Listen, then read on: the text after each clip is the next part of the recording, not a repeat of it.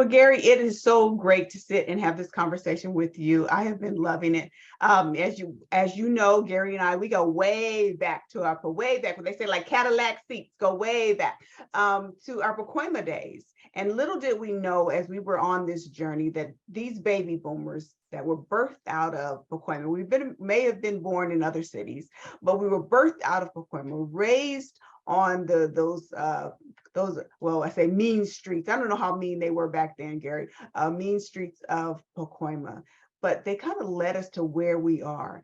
And if you've been following me at any given time, you know I am Dr. Marlena. I am the author of Purpose and Passion. I'm the founder of Purpose and Passion, the author of Rediscovering Your Destiny. And rediscovering your destiny, I believe, is what we all need to do. No matter where you are on your journey, you need to stop, pause, and see what God has intended for you, and make sure you are on the right journey. Well, little did I know that Gary was across town, or actually, I guess, across states, because he's in Nevada nowadays. He was over there writing the book. Oh, I gotta get it up there. Black in the Box Mentality, which I didn't know at the time, and neither did he, was sort of a companion book to rediscovering your destiny. Mine is more from a feminine female voice, and his from that powerful male voice. And you have to pick up a copy. We definitely want you to get a copy and find yourself on the pages. But today's conversation is a little bit different. Today's conversation, Gary and I wanted to sit and sort of talk about the generations. As you know, we're in a series of generations. How we do some things is how we do everything. But where did that come from? Where did that start for us? Well, we're going to find out where that started for Gary. I'm going to ask Gary a question, and he's going to answer that question, because he and I were baby boomers, and I believe he has a birthday coming up soon. So whoo, Gary, birthday's coming up soon. I'll let you tell him what number it is. The question came to mind thinking about the generations. His father and mother came out of the silent generation, where you were to be seen and not heard. We were coming out of war. So I'm talking about the years 39, his father into 40s. You know, you were to be seen and you were not. How did that influence where he is now in his life?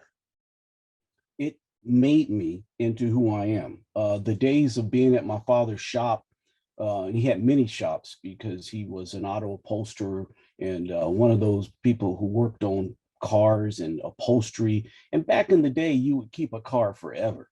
And so you just go get your upholstery done and keep on rolling. Mm-hmm. He would do the diamond tuck inside the vehicle. And back in the day, the headliners, he would do carpeting, but I was his go-to. I was his go get stuff, go grab me this, go do that.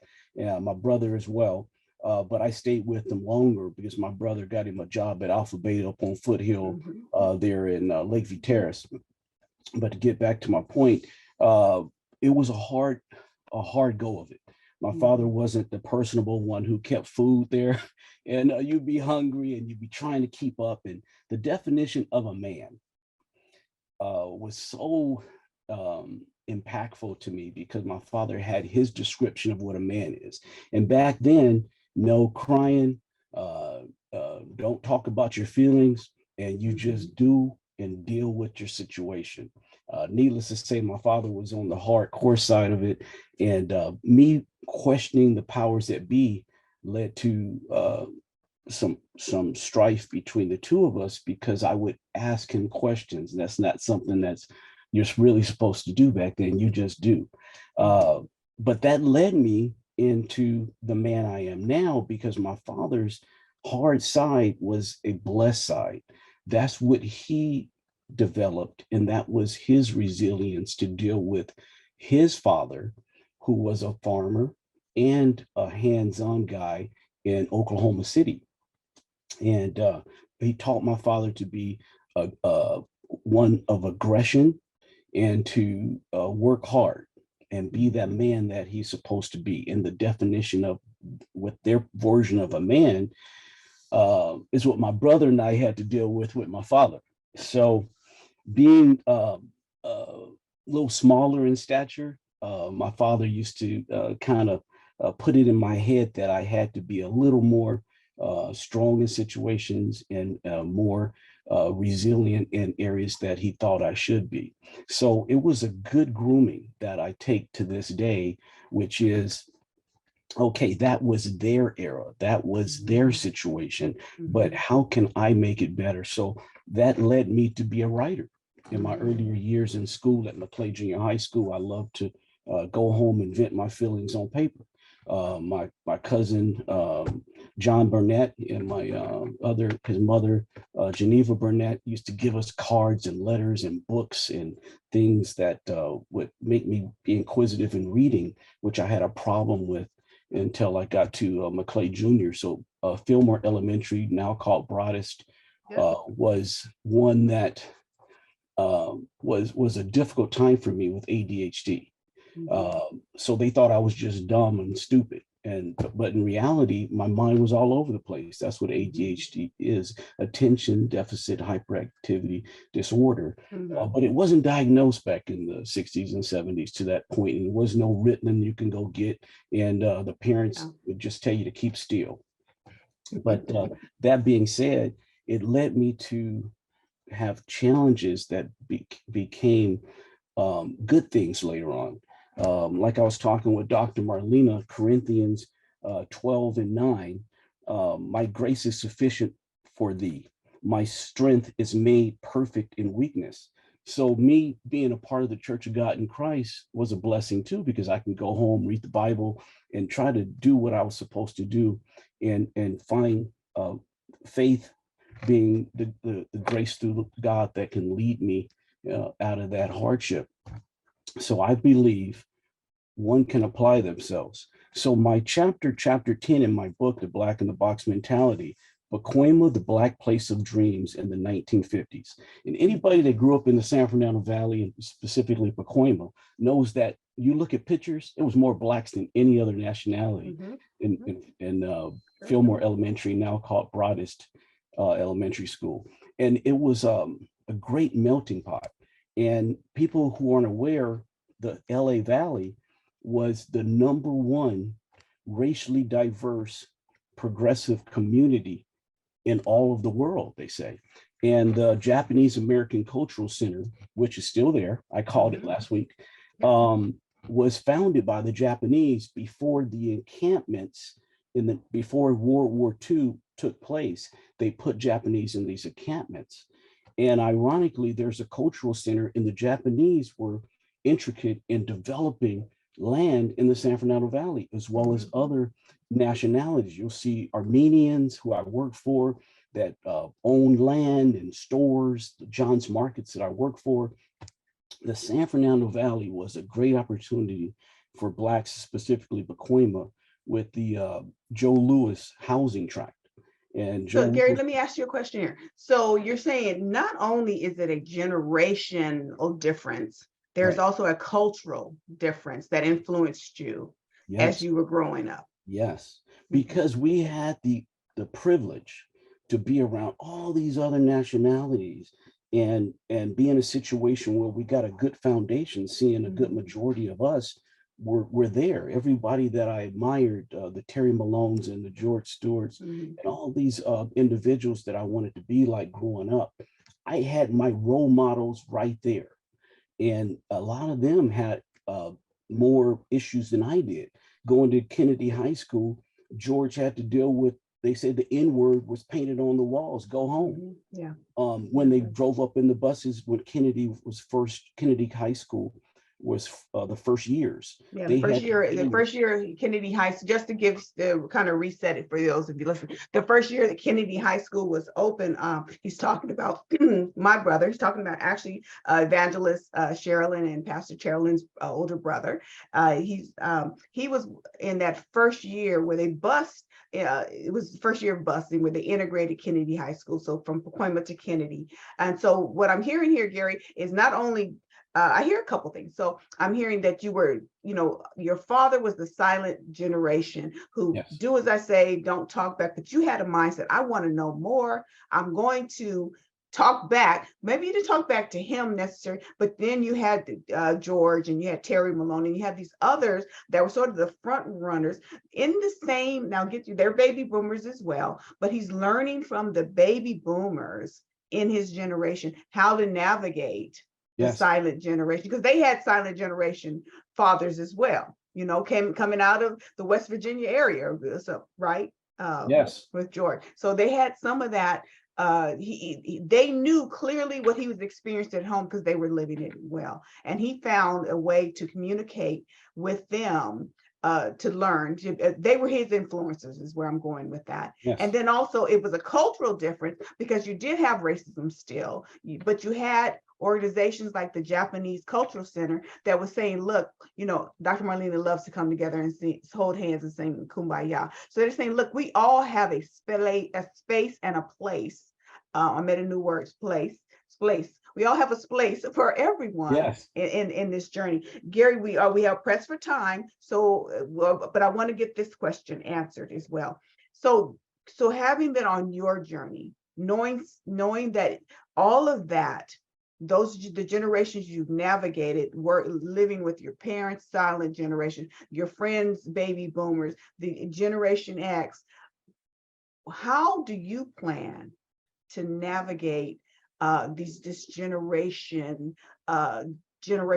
differences with your children, because you have millennials and you have Gen Yes. Z? How do you plan to model and influence their lives that now they can look back and see how they rediscovered who they are, or they discovered who they are? Yes. Open transparency. And that's why the book is so impactful, because I'm open and I have the conversations with my children. And it's not a man should be X, Y, and Z. I'm open to discussions, and I'm open to sharing specifically, like one of my chapters, reach out to great mentors. Chapter 45, page 171. And I had the privilege to, through the Lord's grace, to reach out to all these great mentors that I put in my book. Some of the people we know, mentioning migration from Berwyn, West Virginia. What a great transformation. Our relatives worked in the coal mines, for example. That was the work that was available in those days. But coming to sunny Southern California, it was on and popping because you had opportunities. There was all these great General Motors and these great jobs. You could work in LA, you could work at Rocketdyne, you could work so many places. So get back to my point, open transparency, give them a roadmap. I'm sharing, this is how you do it. For example, FICO score. What is a FICO score? Plant your seeds. Plant your seeds and be diverse with your opportunities. We didn't want to ask questions. So consequently, it's a conundrum, because you don't ask questions, you don't learn. So a lot of them don't. So what I'm saying is, I'm going to give you a roadmap, and hopefully you will read it, and I'll share the opportunities that I was able to open up. How do you become an entrepreneur? How do you use a regular job to plant your seeds properly so you can take advantage of the benefits that they offer you? A lot of people don't know about short-term disability, long-term disability, the life insurance that's there available to you, 401k. I blew that thing up. I found out I could stick a ton of money in it, pull money from it at different times and pay it back, and use that money to put myself in a better situation. So what I'm sharing is how to. That was their generation. I respect them for what they were that made me into what I am. So let me take and not condemn them or throw rocks at them, but use their plan and now take it to another level. So that's what excites me. Awesome. Gary, what do you have going on now? Daily, when I'm going to work, and I'm privileged to be in a position where I actually get to promote my book on my own. So I get to meet people from all over the world, literally from New Zealand, China, all over. So I take a bunch of my books with me every day, and I'm putting it out there. But I went and hired an audio guy because people don't like to, what a lot of the new generation don't actually open up a book physically. Yeah. So our audio guy named Vlad is narrating with that Morgan Freeman smooth, cool voice with that flavor. Okay. And we told him to Okay. put flavor in chapters. So Okay. people can go on any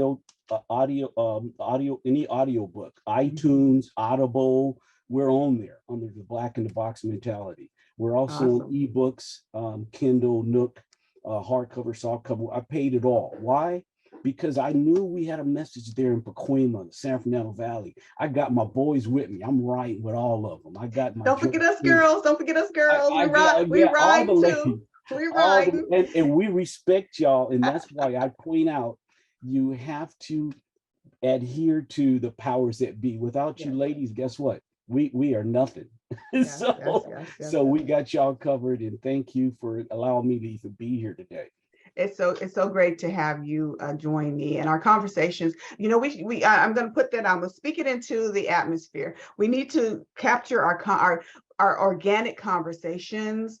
We're always authentic, but we need to capture those because I walk away from our exchange, Gary, enlightened. I feel lighter. My spirit is right, but there's some days my soul feels heavy, and I Mm, walk away from these conversations feeling a little more lighter, a little more yes, positive. And yes, I think Gary's gonna hold my purse, y'all. I'm ready. Gary, he gonna stand and hold Dr. Marlene's purse. Yes, You gotta love a man that's gonna hold the purse.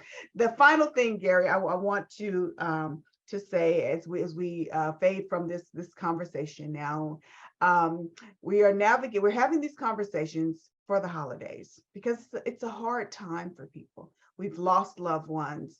Some of us have contracts have ended. We're not working. It seems like a tight time mm, over the holidays. What's the one thing you would like to leave for our listeners about the holidays and how to navigate the different generations and having family home?